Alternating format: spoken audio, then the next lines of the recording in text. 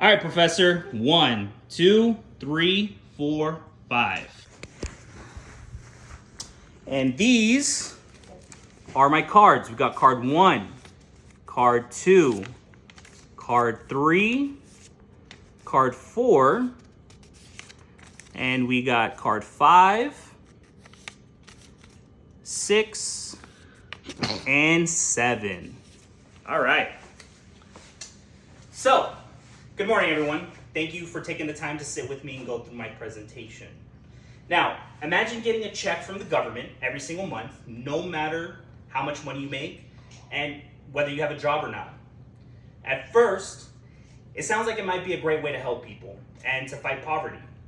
But Universal Basic Income, or UBI for short, is not as simple or as helpful as it seems. It could actually hurt the economy. It can discourage people from working and leave some people worse off. My name is Jose Alex Gomez, and today I want to talk to you about why the United States should not start a universal basic income program.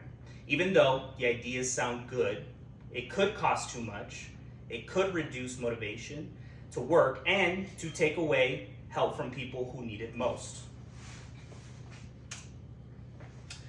So we'll start off with the first obvious. It costs too much. Giving every adult in America $1,000 each month would cost about $3 trillion a year. That's almost the same as what the government spends on Social Security, Medicaid, and Medicare combined. According to the researcher Carl Windequist, even a small UBI program would need a huge amount of money to fund it. The government would have to raise taxes, it would have to borrow more money, or it would cut important programs that help people now, and that's definitely something that we would not want to do. A study by the Congressional Budget Office said that over time, this kind of plan could make the national budget unmanageable.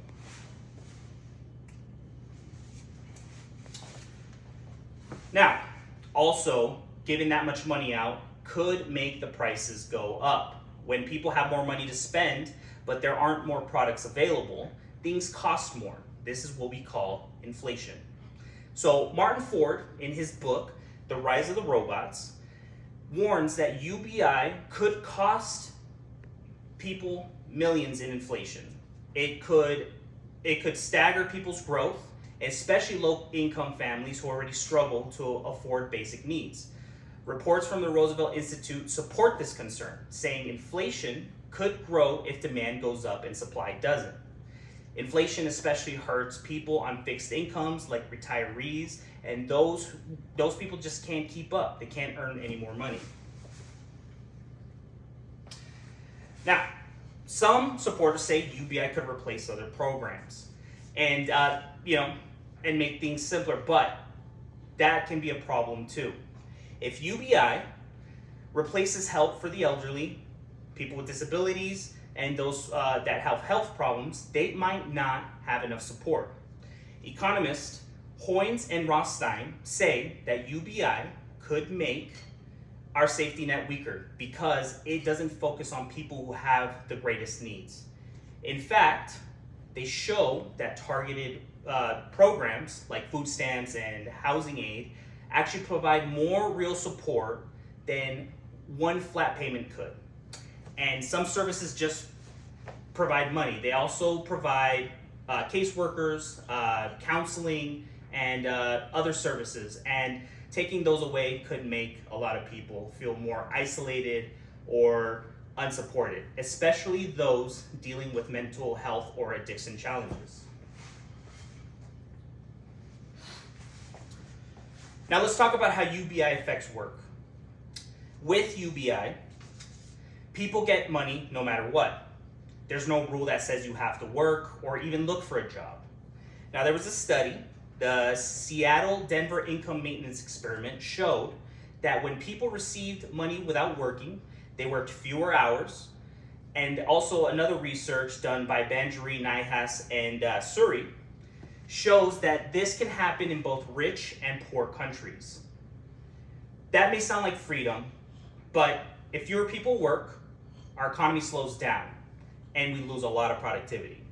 Over time, few working hours could mean less innovation, fewer services, and a lower quality of life for everyone.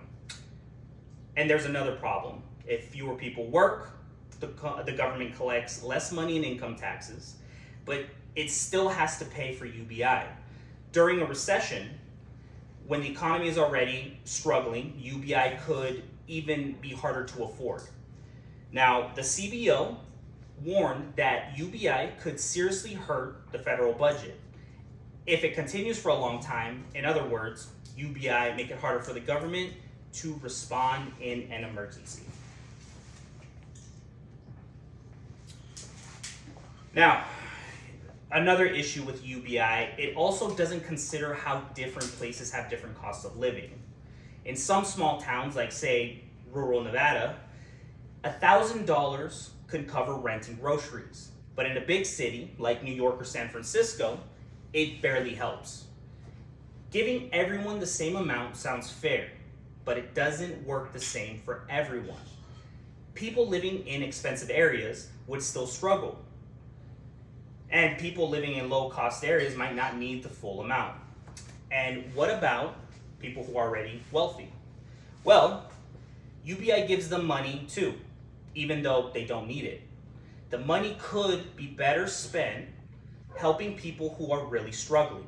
Giving them the same amount, regardless of the situation, is not always the smartest way. It definitely isn't. Now, as Richard Dorr from the Bush Institute points out, UBI doesn't reward effort or target support to where it can do the most good. So what should we do instead?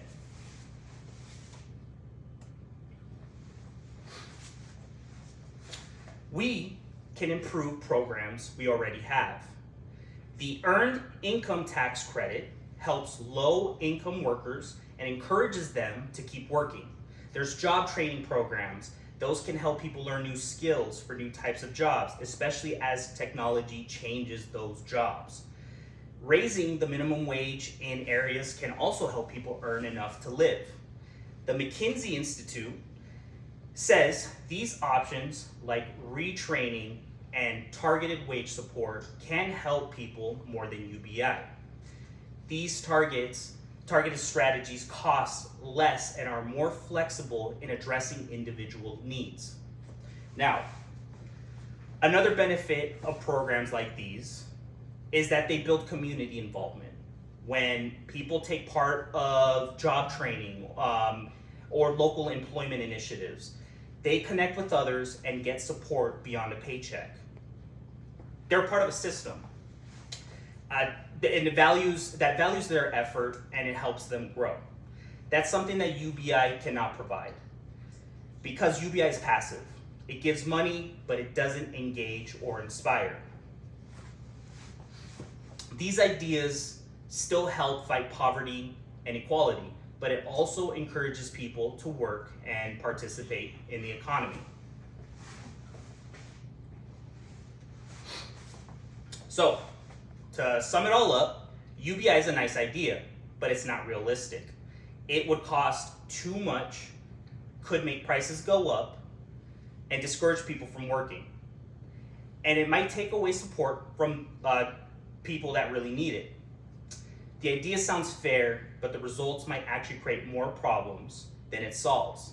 If we want to solve problems like job loss and poverty, we need solutions that work well in the real world. Plans that are fair, focused, and affordable. Thank you.